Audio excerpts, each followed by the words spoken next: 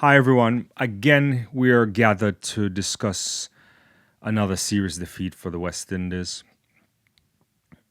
It's a tough one to take, but one they have to take and understand that they're just not good enough to compete at this level, especially in a away series in England in particular. I understand, and maybe I've been in it a bit. Some of us looked at that Australia series and felt as if the West Indies would have gone to England and do much better than we actually, in our hearts and in our minds, know that they couldn't have done given the preparation level, given the inexperience in a team like that. The West Indies just doesn't, the West Indies really doesn't have the players, the preparation to be competitive in England. You just cannot go to England and not have a few matches of practice. You probably need minimum 3. In this case, you would hope for more given that this team is very inexperienced. But circumstances don't allow for that. The calendar is tight. The finance is tight. The T20 World Cup, some of the players were there. You understand that part. But what about the players who weren't a part of the T20 setup? Surely those players could have been in England longer, getting some stiff competition, just to figure out the conditions, to figure out the Duke's ball, all of the things that we hear from experienced players who navigate England and what they need just to adjust to those conditions. But it costs money to go on a tour much early and spend time there, and also to set up matches with other people. And clearly the West Indies finance isn't in a position to do that. They don't have the capacity the same way the big three. No one has the capacity to spend money like England, Australia, and India. However, what that really highlights is that you go into the first test match at Lord's undercooked, underprepared, you're feeling your way through that, and you get annihilated. And that's a troubling thing. You also get players with great promise not being able to transition quickly from one format to the next, or also because of not playing enough cricket, like in the case of Shamar Joseph. He's seemingly adjusting and probably picking up niggles here and there because it's just his body hasn't gone through the rigor of playing cricket. There's one thing to be fit, but there's another thing to be match ready, and you need to be always playing 4-day cricket and long cricket and test cricket in general if you're going to be in that space. And so that really is a challenge. I want to make one other thing clear that I notice, and because a lot of times when the West Indies don't do well, we spend time lamenting about they're just not good enough or they're not committed enough and all that stuff. In this case, I couldn't look, and it's not visible to see a team that was not committed, right? I think they wanted to play well. They wanted to be in the space. They just couldn't adjust. They just didn't have what it takes to be competitive long enough. And that is an important thing. You got run out of the match in Lords, but you go to Trent Bridge, and for long periods of that game, the West Indies stayed in it.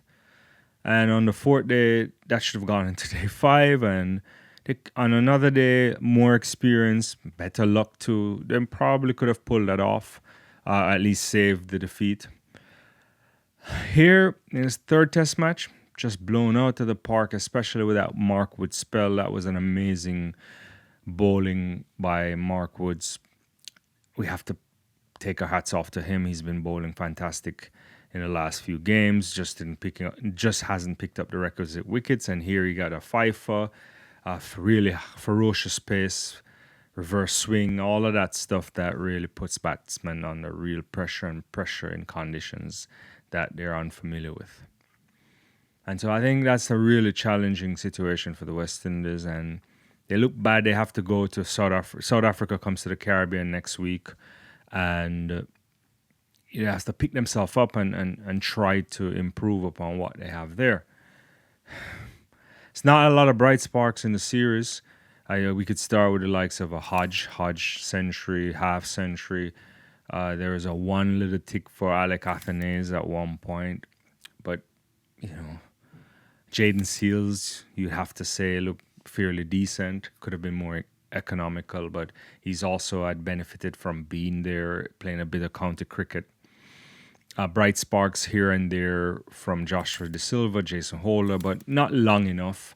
Shamar Joseph in particular clearly wasn't ready. He wasn't fit enough. He was suffering from something. It's been a tough series for him. Alzari Joseph, I think if we could be critical, is he's really expensive. And in general, the West Indies bowling just not disciplined enough to do the same things over and over. The accuracy needed, especially in England, the patience. And they got smacked around the park by these guys who are really good cricketers, but that's what they did. Today, they just destroyed you. And I think it was a humiliating defeat today in the end. Only giving them 82 and them trying to knock it off in no time. Ben Stokes had to open because of the injury to the openers at Crawley. And he was hell-bent on breaking all sorts of records, becoming England's fastest to 15 test match cricket. And they're just like, with no remorse, they're just smacking you around. They had no sympathy for the West Indies. And they shouldn't. This is sport. And they weren't in your face like in a slug, man. It's not like they were arguing. They just made the bat do the talking and the cricket in general do the talking. I also thought there was a little bit of bright spark for the Louis kid just coming in. I hope he learns a lot from the series. Got good starts all of this matches, just didn't push on except for today. Got a half century, which will do him a wealth of good. He has a lot of promise. Hopefully when he gets back to the Caribbean in the next couple of test matches, he can kick on and make a big score. But again, the real challenge for the West Indies is not that we stop producing cricketers of the highest accord, is that we haven't produced cricketers. We haven't managed to transition them to become high quality and world-class cricketers. Sure, we've talked about it. We are not producing the same level of talent you did in the 1960s and 70s and the 80s. Just don't have that number, but there's enough that if they are held with a good program, with a good strategy, everything working together, you can really get those guys to be really good cricketers, potentially world-class, and maybe pick up an all-time great here and there. The system, the structure is just not in place for that. There's not enough 4-day cricket that's competitive enough, and there hasn't been a workaround for that anytime soon, and you need to have a workaround for that. There's the whole idea of the franchise cricket. There's players who have potential to play test cricket, but they don't. They haven't solved that either. And you're just not playing enough test match cricket in general. And no one will afford those extra matches to you when you're not competitive. So everything works against the West Indies right now. Everything is working. They don't have the budget. The market is small in terms of the region and the capacity of the people there to spend money on cricket. It's been in a serious decline for so many years that at this stage, a lot of people don't watch. And you don't know what to say. And then every now and again, you unearth a couple good talented players. You look at Alec Athanaze. He's really talented. I think he could be really world-class cricketer. But he cannot be a world-class cricketer if he hasn't been groomed the right way. And a lot of these guys, Kirk McKenzie too is another one. I think he's also setting up for failure, to be honest with you, because many of those kids aren't ready to get into the test match scene. They really need to be playing a lot more first-class cricket. And preferably first-class cricket that's not in the West Indies, because it's just not good enough.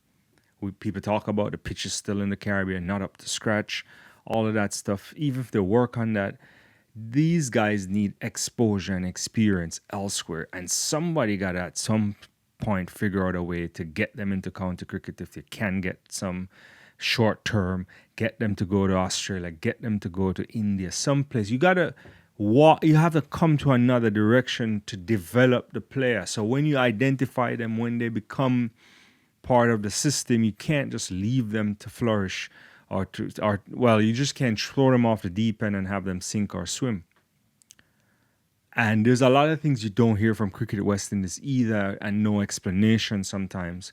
And maybe that's their right, but players who you saw had promise and they get out of the team, are they done forever? What is the program to get them back? Because clearly they had some talent. That's the question. What are they doing with Shandapal? What are they doing with Bonner? What are they doing with all of these players that float in and float out? You expose them and they don't perform at the highest level. And you probably know they can't. They're just not ready. So the series ends bad. I was really sad about it. I watched this morning and I just said to him, I watched everything, but I watched it and I just looked at how the English just slapped us around and they took great pleasure doing it too. And I don't know what to say. Shout out to the English. They performed really well. They deserved to win. And whenever they had their backs up against it, which was really a few times in the second match, and then a little bit here in the first innings for them when they batted. They found a way to come out of it. They had experience. They have young talent coming through. Atkinson is going to be great, hopefully, for them. They're unhurt. Another spinner. They have better development plans, better everything. More resources, and it's a bad situation for the West Indies. I don't know if they'll ever get back to being competitive. Hopefully, when you get back to the Caribbean, they'll be better for it in terms of take heart from whatever they happen in England, learn some stuff. They'll be on familiar soil, obviously, home. First match is in Port of Spain. You hope that they will at least try to win those, or hopefully they can win those. I don't know. They'll get really top-class pace bowling again, too, from South Africa. It's not going to be easy at all, not even in the slightest, but you would hope that the home advantage will do something, and there will be something for the fans of the Caribbean to cheer about, and the fans of the West Indies in general. The fans in the Caribbean, rather, to cheer about, and the fans from all over the world. Yeah, it's a sad day, but that's a sport, and you have to toughen up and you have to figure it out. And I do hope that the structure will be improved, and the people in charge of protecting this great institution called West Indies Cricket will realize that you're so far behind that you have to move heaven and earth if you're gonna do anything to become competitive again. That's my thoughts on it. I don't know what you guys thought, if you were disappointed. Some people have, there's just a level of apathy that they don't even care anymore. And they don't expect much. I care, I watch, I want them to do well, even when I know it may not happen. But that's what being a fan of cricket means, and why sometimes this funny game is bigger than just a sport. I'll see you guys next time.